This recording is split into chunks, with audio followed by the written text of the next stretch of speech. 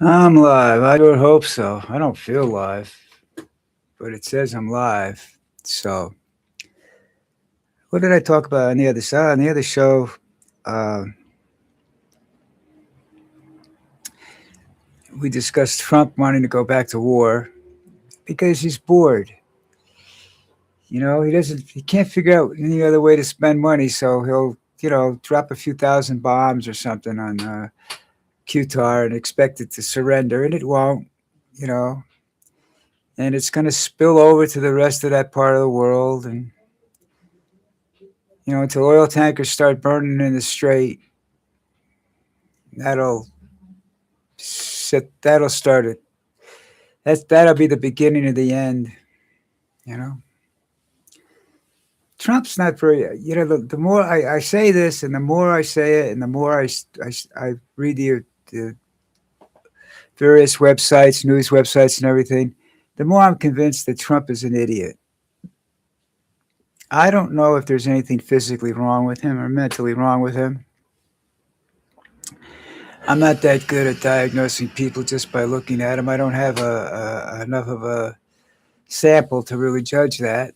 But I look at him and I find out that he wanders a lot. Like, well, I wander too, so I can't really criticize him that in conversations. As a better thought enters your head, you want to get that out right away before you forget it. That's what happens when you're my age.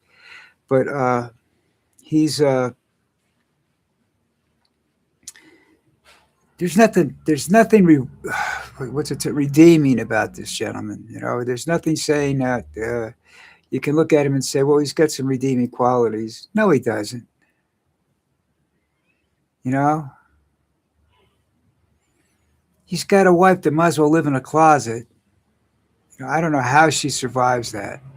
I that would that without, and I don't know whether she's allowed outside conversations or if she goes anywhere really. They don't say, and I can understand them not wanting to publicize that fact. But if she stays in that White House all the time or down in Mar-a-Lago all the time, I say, what the hell does she do?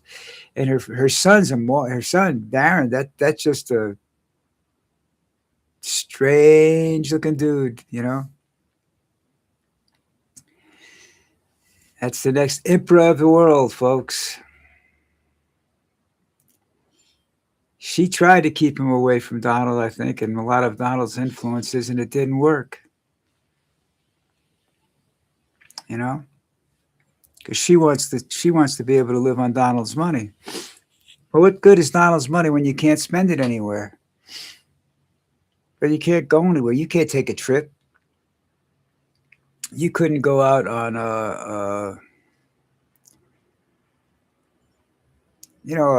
some sort of political trip to visit some country or some state or something. She can't do that. Donnie has to okay it. Donnie's not okay in shit.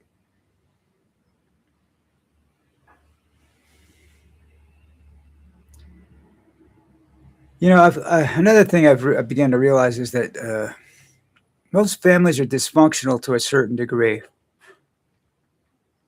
You know, because the older people get, they're more reluctant they are to adapt to the younger generation, so they become dysfunctional. That's that 19, well, the hippie generation. Don't trust anybody over 30. You know, I wouldn't trust anyone over the age of 18. Once they get that power, although there's no power in it anymore. Here's the thing. When you're young and you get to a point you want to be 18. I want to be able to vote. I forget the fact that you would have gotten drafted in my generation, but you wanted to vote. You wanted the ability to say something, to put people in office that would do things that you wanted, that were more in line with your way of thinking. And now people are losing the right to vote. So what's that leave you? That leaves us with the uh,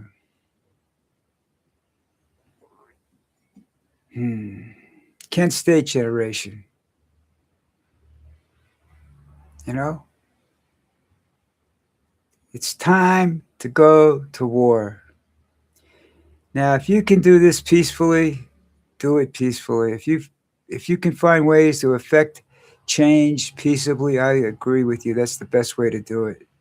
But right now, I think you're going to have to kick some people in the face to wake them up, to make them start thinking, to understand what's going on. Because you're going to have a generation of white people that are fascists and are racist, and they're out there and they're in control, unfortunately, and we're raising another group of them right behind it. I remember years ago working in a restaurant, and they brought a waiter in, and he was from Texas. This guy hate. We had three gay people working in the restaurant. He hated all three of those people. He hated black people. We didn't have that many black people. We had Asians. He didn't like Asians. He didn't like much of anything. And his father was a politician or something, state senator from Texas, from the state of Texas, not the U.S. senator. He was involved in politics and or something like that. And it was just really, this kid just hated everybody.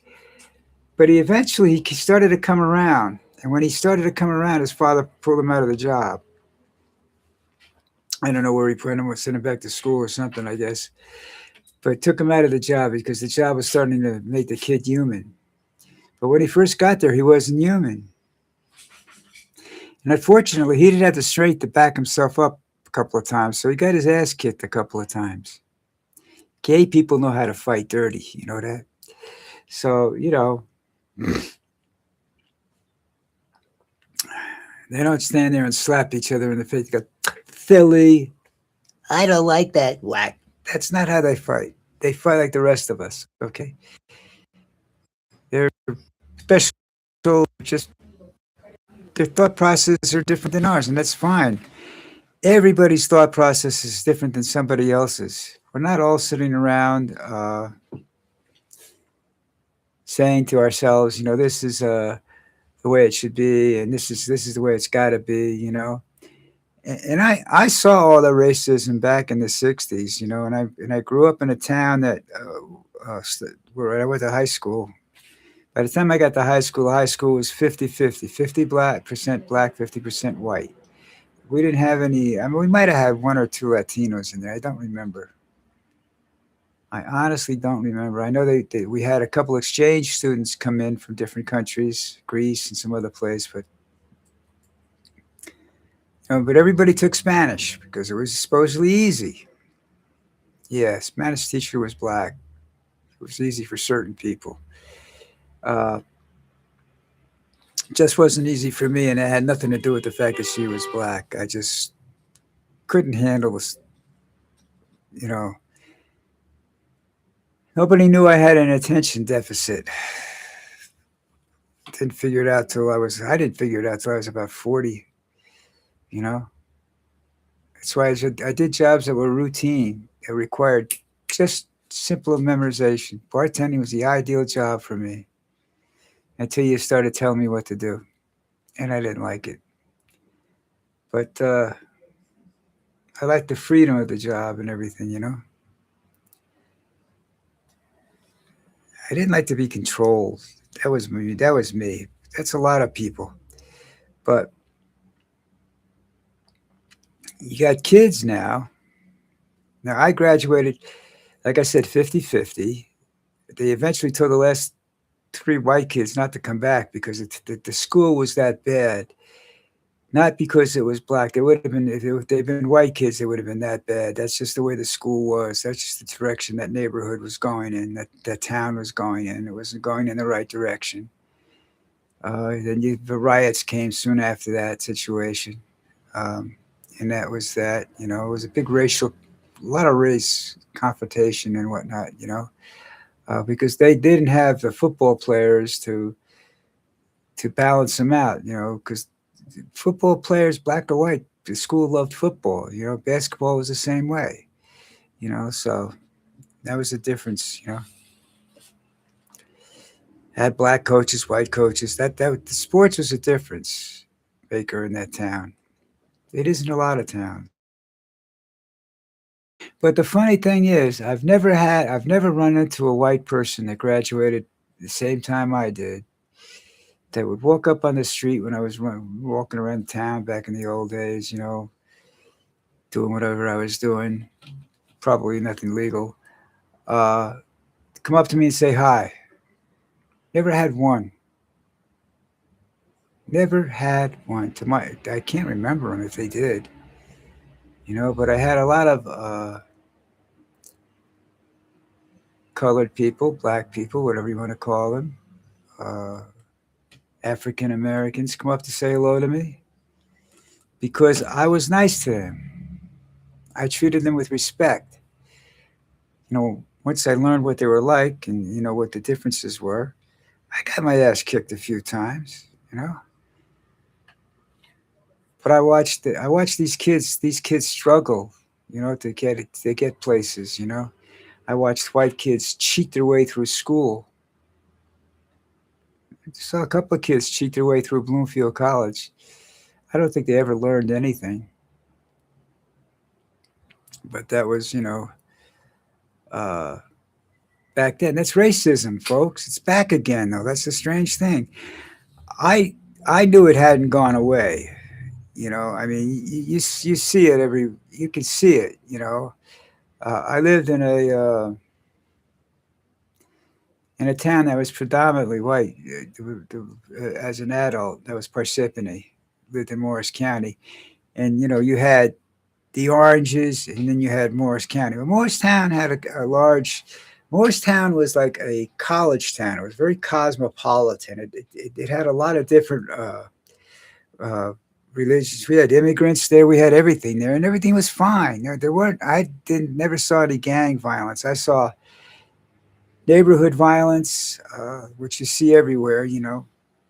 I never saw the kind of violence that I think is coming to the United States very soon. I think you're going to see race riots, not like they did back in the '60s, the late '60s and whatnot. I think these are going to be much, much more violent. I think they're going to be a lot more casualties involved in it. I think you'll see more weapons because there are more weapons on the street than were back then. Guns had to be imported into this area. Now they don't have to be imported. They export guns to the rest of the country. Are you kidding me? This is not that where I grew up is not going to be a nice area. It's like I went out. I guess I was in my 30s when I went back to the town I was basically born in, or was originally from, on Long Island.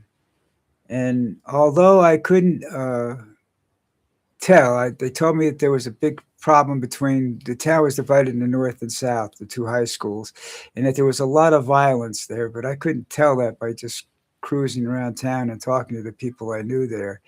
It was, but the buildings were the same. They weren't marked up or anything like that. But if you leave a town alone for 20 years, nowadays in the city, especially around in New Jersey where I lived, it's graffiti heaven. It's homeless people on the streets, drugs everywhere. Sometimes there's even though they have differences, race problems and whatnot, they still manage to survive, which I find hopeful. You know, uh, Hopefully our country will survive with this asshole as president. And just remember, getting rid of him doesn't solve the problem. You have Miller, you have Vance, you have Hegsworth, you have Patel, you have a litany of other idiots that Trump put into office. And that they're the problems. It's like I've always said, it's not Trump was never really the problem. You had to really watch what everybody else around him. You know, like when George Bush was put into office, the last George Bush, the 9/11 George Bush, everybody was scared, but he managed to put some good people in key positions, and that's why we survived that. You know, despite his stupidity. All right, he's no longer the dumbest president, by the way. All right, that's it for me. It's Tuesday. Tuesday? Yeah, it's Tuesday.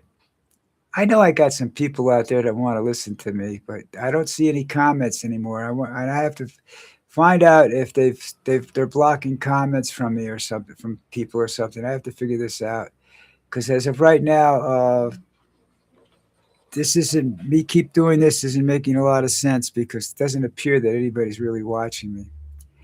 Anyhow, have listen. You guys have a great day. Hit that subscribe button if you can find it, and I'll talk to you tomorrow. Ciao.